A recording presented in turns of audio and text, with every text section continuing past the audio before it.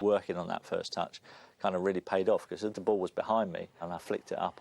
I thought, oh, it's perfect. And Barry Venison kind of committed himself. And I just flicked it past him, went around him. Kevin Scott, I think, was the other defender.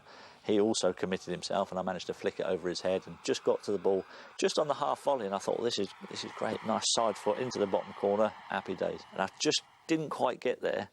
And as I struck it, it just kind of hit the bottom of my boot as opposed to the side of my boot. And it kind of bobbled into the corner a little bit. But it didn't matter, because obviously Mike Cooper had been a little bit flat-footed anyway. And that's kind of one of the reasons why it's not my favourite goal, because of that fact that it didn't quite go in how I was planning it to, sticking my hand up in the air. I think that game was a huge turning point in my career. Obviously, the fact that it was live on Sky made a huge difference, because it meant that the whole country kind of saw what I could. See it in so many of his goals that, like, he'll sort of like control the ball and put it in a position that will give the defender a chance of getting it. But he knows that he won't, and he'll flick it the other way. So he wasn't terribly quick, but he could go past anybody.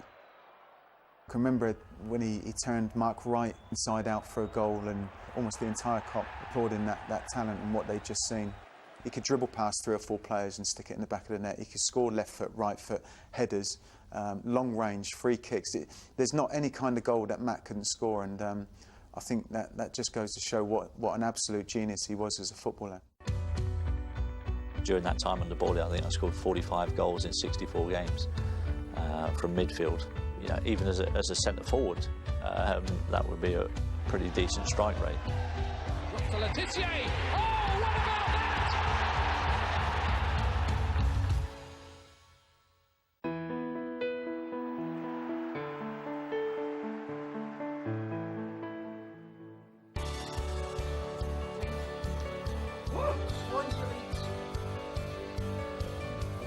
The Soccer Saturday job is brilliant fun. I couldn't think of a better way to stay involved in football without the pressures of kind of managing and coaching. I was never really one for the coaching side of things. It never really was an ambition of mine to go into that area of the game.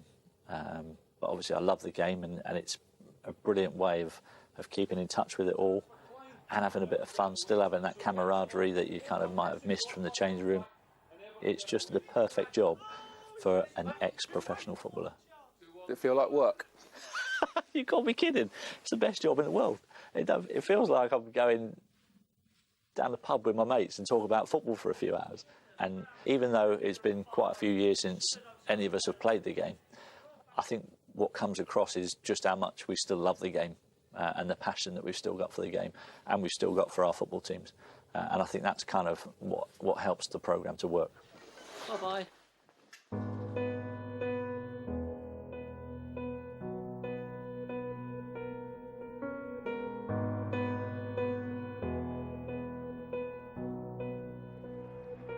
When Bawley came in, he did something that no other manager had ever done to me, and he basically made me the focus of the team and encouraged everybody else, along with Laurie McMenemy, to be fair, the pair of them, because Laurie was director of football at Southampton, and he had this plan that the best chance we had of getting out of trouble was me and everybody else in the team. Whenever they got the ball, their first thought was, can I give the ball to me? For Alan Ball to make it known to us as a squad in front of one another, and also the wide world, that Matt was the crown jewel in our team, just took his belief and confidence to another level. He was very laid back, Alan. He'd had a great career, and you know, there was so many qualities about him which young players particularly admired. I mean, he won a World Cup. End of story. The minute that he walked through that door, he kind of had my respect because of what he'd done in the game. And then for him to reciprocate that by thinking that I was a decent player and that he could build his team around me, just made me feel 10 feet tall. I've got a great belief in him. Every day in training, I look forward to coming in because he does wonderful things, and I ask him to do things rather than tell him. And he's picked up the mantle, and I think he's a wonderful player, I really do. And he's a lovely lad and all. And the other thing that was great about him is that he was a great believer in not training for too long. Now, I mean, that was just perfect for me. I've got the team built around me. I've got a manager who thinks I'm a good player. And he only wants us to train for about an hour every day, as long as we do it properly. And some days I was on the golf course by 12:30. It was brilliant. Just look at the goals he scored in the time that Alan Ball was manager here. It's probably his biggest return of goals that he had throughout his career. And to me, that speaks volumes of the relationship that they both had.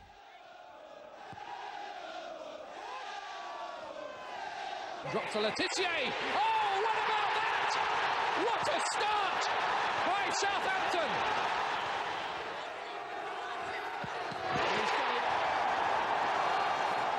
Alan Ball's captain. He's done it again, and that was as cool as the first one.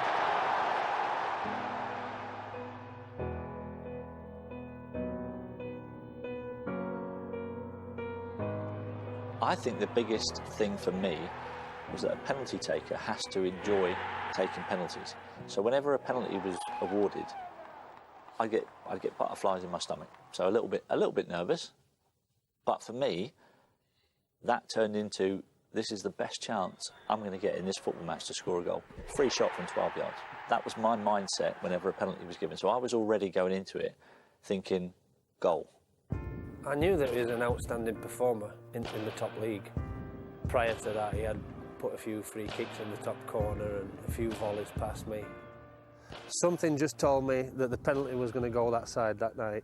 Just a split-second decision as he's running up to the ball. I'm going that way. So I'm a little feint to the left, change direction as he's almost at the ball, make the save. Nigel Clough had actually followed the ball in, put his foot out to try and put Matt off, and he did, and Matt blasted it over the bar. To be part of the legacy of such a great player, to be the only one that ever denied him from 12 yards, is up there. Proudest moment of my career. He should be proud of it. It was obviously an incredible save. It wasn't a bad penalty at all. In the previous day's training, Lou Chatterley, who was our coach at Southampton at the time, had come to me and said, I saw this free kick in the week watching European football. He said, why don't you have a go at it? He said, somebody rolls you the ball back, you flick it up and volley it. And I thought, I like the sound of that. I like a volley. So I'll have a few goes at that. So Jimmy Johnson was rolling the ball back to me. And I was having a few goes. A couple of them went in. A few of them went in the trees behind the training ground. And so when we got given the free kick, I was ready to just try and curl it over the wall. And Jimmy Johnson just said to me, just as the wall was all lined up, he said, why don't we try what we did yesterday? And I went, yeah, go on then. When I flicked it up, I thought, I haven't flicked that up high enough. So I just flicked it up a little bit, and as I hit it, it just got a nice bit of dip on it and flew in the top corner. And that's why I ran straight to the bench. And you see Lou Chatterley come out the dugout, and he's on the pitch, and he's going, yeah, I told you. But the weird thing was, I never tried it again in my career, ever. But I suppose if I had tried it and it had gone in the stand, it might have ruined the reputation of the first one, really. So 100% record from that free kick.